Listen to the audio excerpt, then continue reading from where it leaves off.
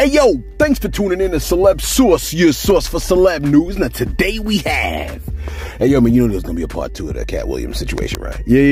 You know, folks, people ain't just gonna let the man say something and then not say anything. You thought there's gonna be no response to what he had to say? Now, we knew after Katt Williams showed up on Club Shay and spoke his piece, everybody was gonna come out the woodworks and address what bruh said. And there are a lot of opinions and thoughts about what he said. So we setting this one off with a doozy, okay? Comedian Brandon T. Williams. Now, if my memory ain't doing the old hide and go seek on me, right? I believe Katt mentioned that Martin told him that he had him like a role in one of his next big films, right? And when Katt showed up, Martin handed him a beautiful dress, okay? Katt Williams wasn't brave enough to wear the dress. And he said, maybe Brandon T. Williams could wear that dress. And wear it he did. Now, a video from years ago has surfaced with Brandon speaking on what the damn dress did for him. Hey, yo, take a listen. You mentioned the dress. There's a big conversation about that. Did you get like slack when you wore the dress at that moment? It was like, wasn't slack from people. Only Katt Williams. Katt Williams was trying to always say, Brandon, don't wear a dress. You know, he called you, or is this? No, he was saying it in the media, so I thought he was heckling me. He was really trying to help me at the time. I didn't know that. I was immature. Right. I feel like, dang, why I'm trying to make it. Why you bashing me? And then he was trying to warn me, you know, don't get in the dress. So the awakened Brandon, you couldn't pay him $1 trillion to get in the dress. What do you think the dress is about? Is it to tone us down, to tone that realness down? I think the dress, personally, is a thing that is not in our culture to do. And I think everybody will want to put their culture on us. No, not to hate your culture or your God. Mm-hmm. If your God say you can put on a dress and your culture is normal for you, that you have the right as a human to choose that. But me, for my God and my culture, my ancient culture, we didn't do stuff like that. Yeah. So I was cursed by it. I believe it was a curse that went with that personally, because nothing went right since then. That's truthful. No one can tell me, hey man, you thinking too much, man. Sit down, man. Everything went wrong. Just like everything went right. Everything went wrong when I put on that dress. I'm telling you, I lived it. Yeah. Is there any like even with Martin, things went wrong when he did it too, because Martin is very anointed. Martin is a very strong man. And Dave Chappelle said that too. He says things about that too. And something, if you look at Martin's Arsenio Hall interviews, you look at him now, something's changed. You know? Yeah, well, Martin, I noticed that too. Not a shot, but something's changed. No, he definitely had like a lot of fire behind a lot of energy. He's gotten similar to me. He's gotten older, but I don't think he's gotten that old. Eddie Murphy's old. He still has a fire to him too. I don't think it's an age thing. Yeah. I mean, my dad has a fire. He's almost. You think maybe it was more the business that kind of it took so much out of him? Honestly, I think it's a spiritual thing, but everyone has their own journey. Mm-hmm. I can't say what it is. I don't know. I think, you know, for me, I can only speak for my journey. Once I put the dress on and I had that fire was put out. Yeah. And I only did it one time. So imagine doing it 3 times, 4 times. But then Tyler Perry did it, he got stronger. I don't know the rules. You know what I'm saying? This is what happened to me. I'm not here to knock another brother because that's their path. Yeah. That's one thing I don't do is knock my brothers, because that's their path. But I'm saying my path, when I put on a dress, it came with a demon baby mama and a starter kit for hell. That's what happened to me. You haven't seen me since, to be honest. But then I feel stronger though. Would you like warn other stand-up comedians about a dress? Yeah, I had an interview too where I would do it. I would do it eloquently and say I wouldn't wear the dress if you're chosen. You know, some people can wear the dress; it doesn't affect them. But you know, I don't know. For me, it didn't work, so I can say I wouldn't advise anybody to do it. Just who wants to roll that dice? Yeah, and as you look back on it now, you kind of would never. If I had a time machine, you know, we was with Marty McFly, I would go back, you know, and punch myself in the chest. Wow, that man said wearing the dress cursed him. Hey, listen, man. When good is pronounced over you, right, and everything that you do, that's a blessing. And when evil is pronounced over you and everything that you do, that's a curse. You're like, yeah, I think I knew that already. Look, just because you get money, though, that doesn't necessarily mean that you're blessed. See, that's the part you probably didn't know, okay? In fact, it is my belief that it is completely possible to be cursed with too much money. Now, we know this because people with a lot of money are often depressed and unfulfilled. See, a curse carries misery with it. You know what I'm saying? And a curse often lessens a person. It has like a rotting effect in people's eyes about a person. You follow what I'm saying, man? You know, some people could be a blessing and some people can actually be a curse, and they can carry their misery or their curse into your life. You follow what I'm saying, man? Now, I do believe a person can bring their blessing upon a cursed house, like how an umbrella can protect people under it, but when the blessing leaves, the curse remains. You understand what I'm saying? Brandon T. Williams speaks on how the dress cursed his career. You see what I'm saying?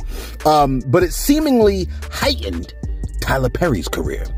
Perhaps it was the psychological effect of going against your moral and ethical standards that rendered Brandon useless in the industry. Now, he did speak on it having his fire quenched.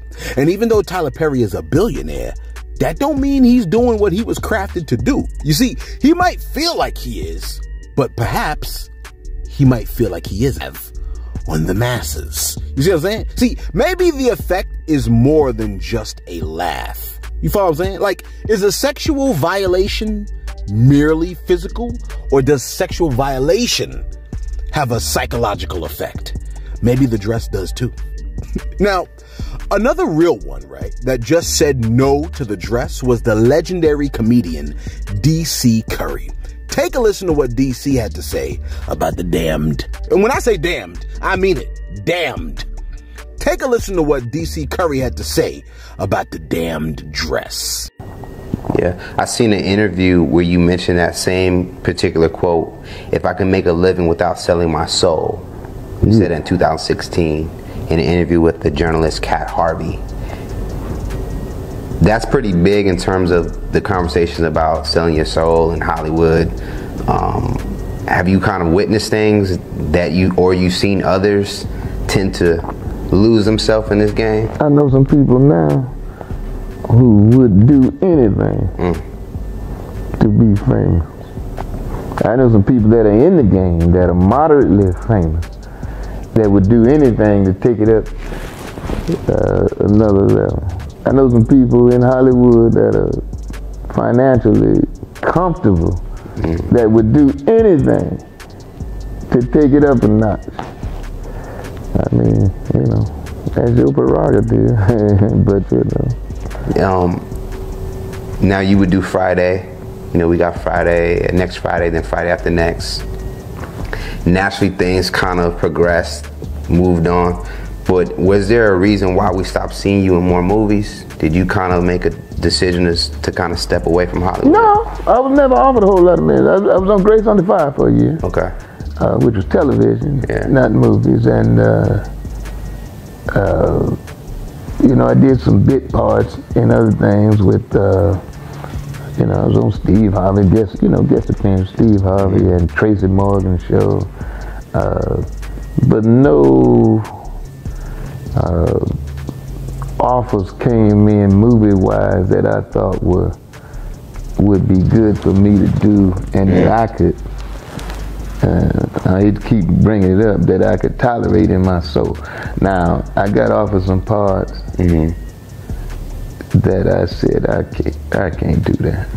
Even though it's acting, and then it would start messing with your mind. Why would they offer me a part like that? So far away. What do you want me to be a woman for? When you got black women actresses who are funny in Hollywood, been out there trying to make it, and you want to give me a part like that? So they try to put you in a dress? Yeah. Wow.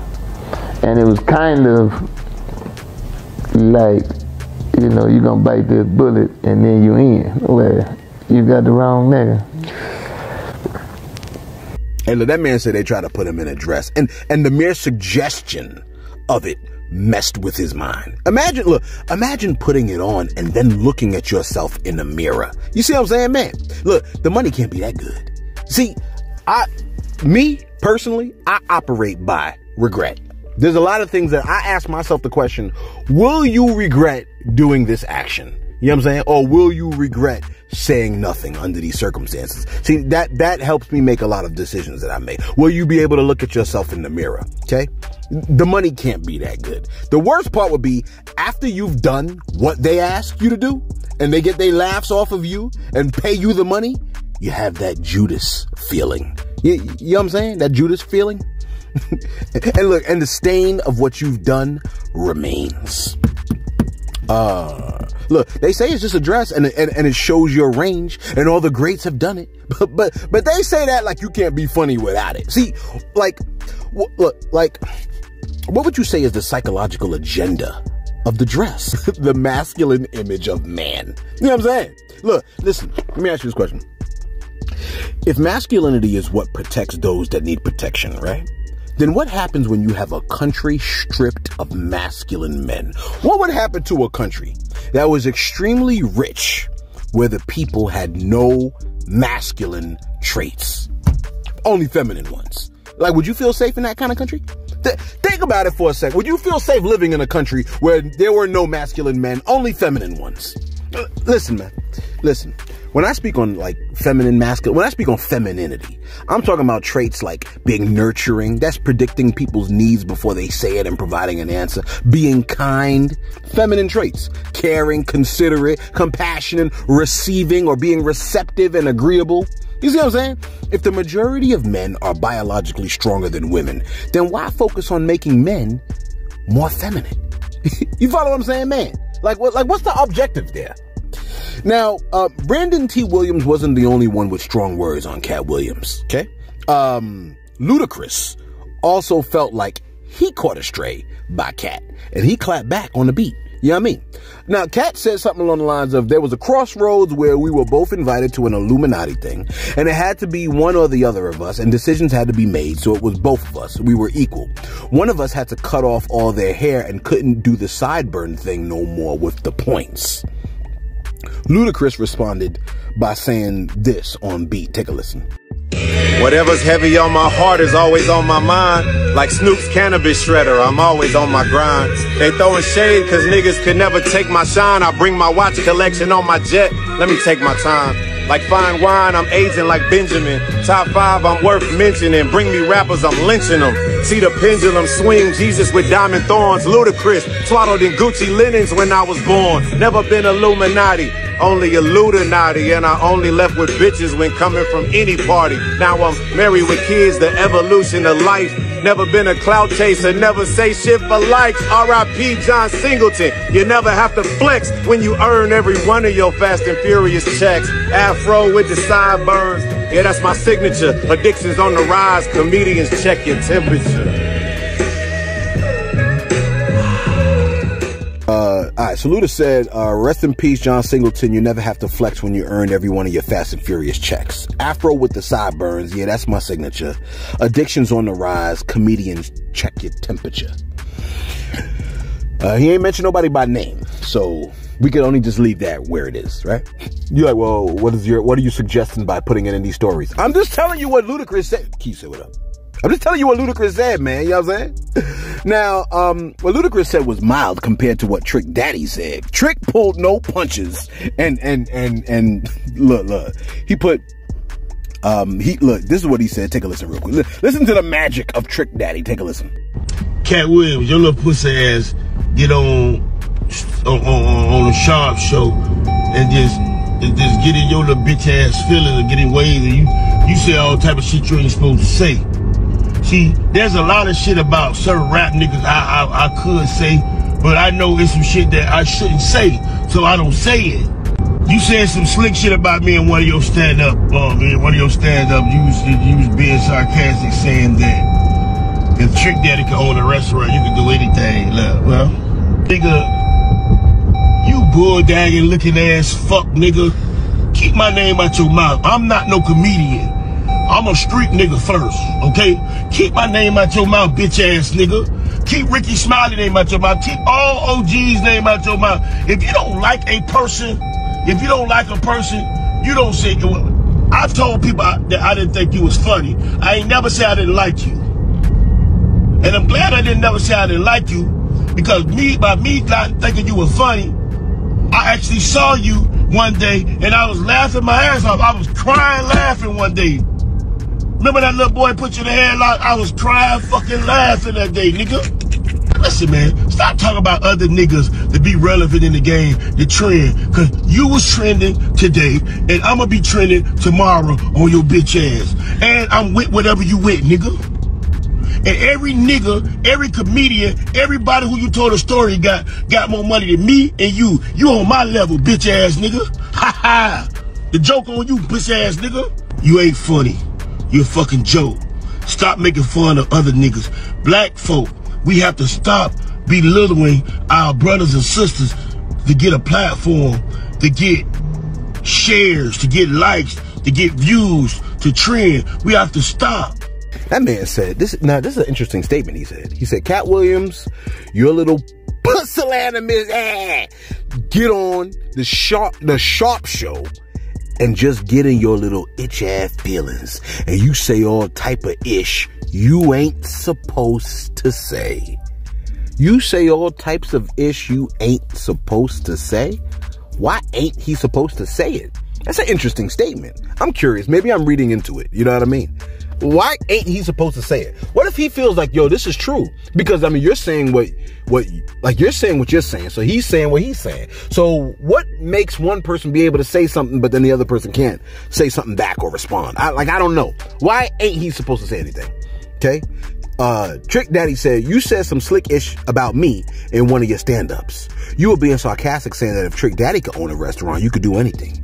Keep my name out your mouth, itch-ad ninja. Keep Ricky Smiley's name out your mouth. I think he said that's one of his favorite comedians. He clearly ain't never forget that statement, though. You know what I'm saying? Like, and I mean, I get it, because, like, you can make a statement and somebody just never forget it. And so, you know what I'm saying? You leave a sour taste in their mouth since then. You know what I mean? That's what it looked like right here. Now, you know, a lot of people have a lot to say on everything that Katt Williams said, man. I mean, the joint went super viral, man. Right now, I mean, the Shannon Sharp show, as the time of this recording, is probably like 14 million, like maybe 15 million, maybe. You know what I'm saying? Now I'm curious. Now I gotta go look it up.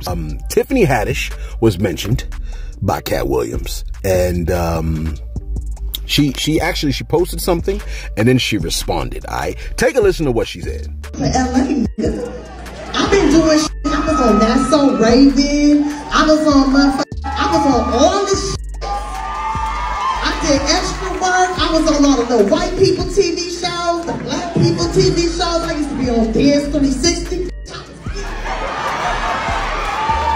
I've been out here. I've been telling jokes since 1996. 1996. This man said, oh, they wouldn't let her perform in a Comedy Store. That's true. They wouldn't let me perform on the white nights in the Comedy Store, but I performed on all the black nights.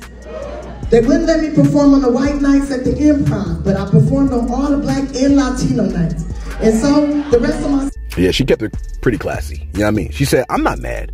I just wish he would get his facts right about me. Dang. I guess I'll send him a reminder text. But are we sure that is Katt Williams? Because he looks a lot like Charleston White. So I guess that's a clap. Who else we had over here? Gary Owens. Gary Owens was also mentioned by Katt Williams. Gary Owens provided his insight into what the Katt Williams fiasco. Take a listen to what Gary Owens had to say. If you haven't seen it, you've been living under a rock. Katt Williams went on Shannon Sharp's podcast, Club Shay, and nobody was safe, brother. Nobody. Here's my thing. Katt talked about Cedric the Entertainer. He talked about D.L. Hughley, and good and bad. I'm not just saying this isn't all bad. He talked about Mark Curry, Steve Harvey, Ricky Smiley. My name came up. Tiffany Haddish, Wanda Smith. Let me think, am I forgetting? The thing is, he comes in, guns a-blazing. It's not even like a feeling out portion of the show. Katt just came in and immediately went in on Ricky. It all started with Friday. As I'm watching it, here's the thing about Katt. we all got opinions on comedians, and Katt doesn't hold his opinion back. I do. I'll be honest with you. There's some comedians I find funny, some I find hacky. I don't feel the need to air it to the masses. I'll keep that to myself because I like to be Switzerland in all this. Kevin Hart got it. I remember when Chris Brown and Drake had the beef, right? Later on, they came together, they did a song, did a music video together. And I remember Kevin was cool with both. Kevin was cool with Chris, and he was cool with Drake. Like, really cool with both. And I was thinking, how's Kevin gonna navigate this? Because some people, man, when you got beef, they're like, either you're with me or against me. And I'm more Switzerland. I tend to try to get along with everybody. You never know when work's gonna come your way. Somebody might have a project, they're thinking of you. So I kind of keep, if I have anything negative, just out and out negative for no reason, unsolicited, I tend to keep it to myself. Now, if you talk shit about me, or the Monique situation years ago when she compared Will Packer to Harvey Weinstein, I spoke up on that because Will's my friend. He's put me in 3 movies, produced one of my comedy specials, and I was just like, you know, I don't know your beef with Tyler. I don't know your beef with Oprah. That has nothing to do with me. But you spoke on my friend. You compared him to, you know, a sexual predator, and I didn't like it. So I just spoke up. And that was kind of out of character of me. But I'm not going to say I'm never going to speak up. I'm going to stand up for myself if you're talking shit about me. But as far as like just unsolicited going in on people, that's just not me. Katt's different. You ask Katt a question, he's going to give you his answer unfiltered, unsolicited. And you know, you could get mad about it, or you'd be like, that's really how he feels. But regardless whether you agree or you disagree with what Katt is saying on Shannon Sharp's podcast, you're watching. It's getting everybody's attention because people are commenting on it. He went in on Faison, who's my boy. I love Faison. But then Faison started making posts on Instagram that I'm laughing at. So at the same time, I'm looking at Katt going, oh, I'm looking at Faison going, oh. Now, if I see Katt, I'm still going to be cool with Katt. Katt's always been cool with me. He's done some cool things for me in my life. Faison, still going to be cool with Faison. That's my boy. And even then, I could talk to Katt about Faison and not have to go in on Faison. I could talk to Faison about Katt and not feel like I have to you know, piggyback it and go in on Katt. I just sit and listen and laugh at it all. Because if you're a comedian and you're a true stand-up comedian, we're offense-proof. We cannot be offended by anything. We can catch strays, we can catch arrows like everybody else. And we always say, like, just be honest. Don't say something behind my back. Whether you like Katt or not, he's not going to talk behind your back. However he feels about you, that's how he feels about you. Now, he did say one thing. He talked about Ricky Smiley. And he talked about when Ricky Smiley went on Club Shay, Shannon Sharp's podcast, which is a great podcast, especially for, I know I'm a white guy, but for my demographics, and I'll get into that in a minute, what Katt said about me, but for my demographics, you know, Club Shay, I'd rather go on Club Shay than Joe Rogan. Even though, okay, I got to get into I got to unpack this podcast, because Katt made a comment where he said, why do you think Gary Owen can't cross over and he already white and been in comedy for 25 years? Why you think Gary Owen, who's a white guy, has been doing stand-up for 25 years, hasn't crossed over? When he said it, I was like, wait a minute, was that a good thing or bad thing? I literally had to go to Twitter and start asking people, was I catching strays or what was that? And they was like, no, they were saying you haven't sold your soul. That's why you haven't crossed over. You've been consistently you, and that's why you haven't, quote unquote, crossed over. So I was like, oh, okay, that made sense. Now, I'm not gonna get into it, but I've been I was in an awkward situation one time where I can't say for 100% this person was trying to make me do something, casting couch type deal, but it felt like it. And I was like, is this that point where I've always heard, would you suck a dick for $1 million? And I was thinking to myself, and I was in this office in this room going, well, this is I'm about to answer this question. And the answer was no, I wouldn't. So now I listen, I can't say for 100% that's where it was going, but it felt like it. It felt like it. You got to be in the room to feel it. And I was like, oh, this dude is really coming on to me. This is happening in real life. The dude did it, and he'll always remain nameless. I think he was feeling me out. Like, is this dude, and this was years ago. I was young in the game. But I was just like, wait a minute. Is this happening right now? I was like, oh my God. And then I was like, I made sure, I made it very clear I like women. I'm not going that route. Blah, blah, blah. So I'm not going to get into it, but I was wondering, I was like, ooh, is Is this happening to me right now in real life? So I think Katt was saying I haven't sold my. You see that, man? My phone just fell. He rocks with a couple of he rocks with a couple of new people, man. You know what I'm saying? DC Young Fly, man, through Chico out there, man. Carlos. He also spoke about Just Hilarious. You know what I mean? Me personally, I like Just Hilarious, man. You know what I'm saying? I don't know what it is about her, but I like her. For those of y'all that think Katt Williams is just a bitter comedian lying about his products being stolen and just mad, fans have started pulling up receipts of stolen material. Take a listen. This is courtesy of a college kid now. First, I want you to take a listen to Bernie Mac speaking on this. All right, the Bernie Mac clip, I think it might be the second clip, 2 out of 10 source. Take a listen to what Bernie Mac had to say at first. You don't do your material around a lot of comedians. That's like stealing in front of the police. You know? They mean well, but they sit on the side. Ooh, that's funny. Next thing you know, you see it on HBO or something. You be sitting home. That shit is mine, you know? But ain't nobody gonna believe first come, first serve. You know? So when you do new stuff, you never, I'm telling you, for you comics coming up, never bring your stuff out in front of a house full of comedians. You will never work a lot. Especially established comedians like myself, you'll never work a lot. Make sure you keep that. But I want that question to be asked on the couch. They be stealing your shit for real? Yeah. Now, now after Bernie Mac said that, take a listen to this Cedric the Entertainer clips. Take a listen real quick. That I can answer that question is by telling the Bombinicious story. It's a true story. See, there was this white family that lived in Mississippi, and they had this man who worked for them occasionally named Bombinicious. Now, he did various small jobs for them on and off for about a week. One night, he had just finished bartending the party, and the lady of the house realized that she didn't have any money. So she said to him, Bombinicious, I want to write you a check, but I don't know how to spell Bombinicious. And he said, well, I've been meaning to talk to you about that. See, when I came to work for you, I told you my name, and then I said, but you can call me by my initials. Everybody around here call me Bombinicious, it's fine. You call me that. Don't even worry about it. Everybody call me Bombinicious. Everybody call you Bombinicious. Yeah, everybody in the whole city call me Bombinicious. Don't even worry about it. It's fine. You call me that. Don't even worry about it. Bombinicious, this is what everybody call. Yeah, everybody call me that, man. Don't worry about it. I'm like, all right. So all week long, my ass talking about Bombinicious. What up, boy? Hey, Bombinicious, you gonna run around, come over and watch the game with us later on? Hey, Bombinicious, run to the stove, grab some beer, come on back. My cousin said, what you calling him?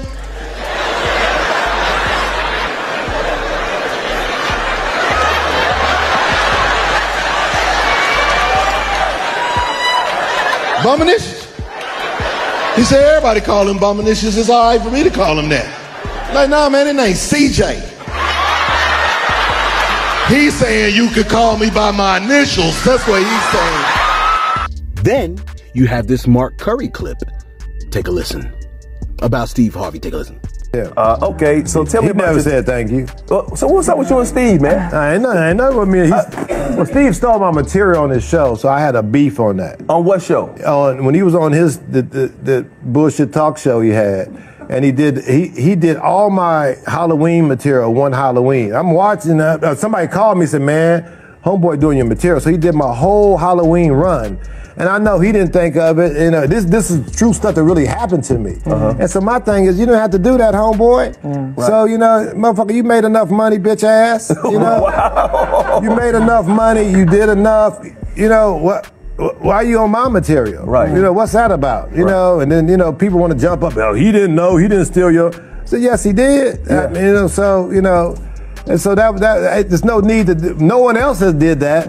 So this was on his talk show. Which talk was his TV talk show? His TV talk show. Okay, this was the one he had on NBC just recently. Whatever, yeah. Okay. The one that damn. You like, not Steve Harvey, right? Yeah. It's Steve Harvey too. You know what I'm saying? Apparently, like, you know, he feels some type of way about Steve Harvey. Now, look, here's the crazy thing, man. Like, every time I go to the gram, I get more story. Right now, I just went back on the gram. I saw Mark Curry on Instagram. I never see Mark Curry on my Instagram. You know what I'm saying? Mark Curry was on my Instagram. He was talking about coffee. Take a listen. We're so addicted to coffee. We first get our coffee. We sit down there. Good. We like our coffee, don't we? We just love our coffee. We go crazy over coffee. Isn't that crazy? As soon as you get that coffee, you're like a You can just sit here all by yourself. Remember, you used to want to talk to people. Now, with your coffee, you don't need nobody. Got my friend here. I don't need nobody. How you doing? What? Coffee has become your best friend. That's your friend. Look, you don't drop nothing. You're more sure when you sit it down, it's stable. You don't even sit it down. You ever notice that? You don't sit that coffee down, you hold that the whole time. Make sure ain't nobody coming to get your coffee. This is your new friend. Hey, yo, a lot of people were in the comments like, yo, he said something without saying anything. That was genius. I was like, man, I feel like I might have missed it. You know what I'm saying? If you picked up what he might have been saying, help your boy out, because you know I'm slow. You know what I'm saying? Like, and I'm not afraid. I'm not ashamed. Oh, look at the short bus. Look at the short bus. Wow, why the short bus got to pass when I say that? Damn. Let me keep it going. Okay? I don't want to get, you know what I'm saying? I just said I'm slow, then the short bus passed by me. You like, well, Celeb, what you waiting for? Get on. I'm not getting on. I could drive. I'm in my car. Gosh. Now look, for all of you would-be comics and entertainers, okay, we're gonna wrap it up with this, with Bernie Mac, okay? One of the legends. Let's take a page from the legendary king of comedy, Bernie Mac, on how to deal with some of these pushy, weird people. I want you to take a look at what happened when these Hollywood execs tried to make this little boy sit on Bernie Mac's lap. Take a look. Y'all ready, gang? Sure, why not? Ready. Rock real steady. Actually, on the lap. You're sitting. Did you wait? No. It would be her. Abby, isn't Jeremy on the other side? Where am I? I'm gonna show you. Ow! All right, Bernie. He's actually gonna sit on your lap. No. Okay. Do we have the apple box? You put your show. Right there?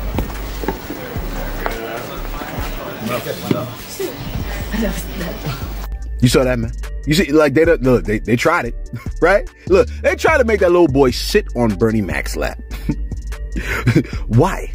You're like, oh, because it's wholesome. They're not related. And look, they're not related. Okay, fine, right? But even then, that's a big ass boy right there, man. He damn near a grown man. You see, stuff like that is the kind of stuff, years later, they would try to bring that back up. Like, oh, but then he was also, because remember, and then they'll show you the picture. You see, context matters, okay? Look. They'll be like, oh, remember when he had that little boy sitting on his lap? See, Bernie Mac saw it from a mile away, man. You know what I'm saying? See, this stuff is subtle. Look, man, I didn't know 2024 was going to start off like this, but apparently it has. Let us know your thoughts in the comments below about all this stuff, man. Be sure to like, be sure to subscribe. Thanks for tuning in to Celebs Source, your source for celeb news.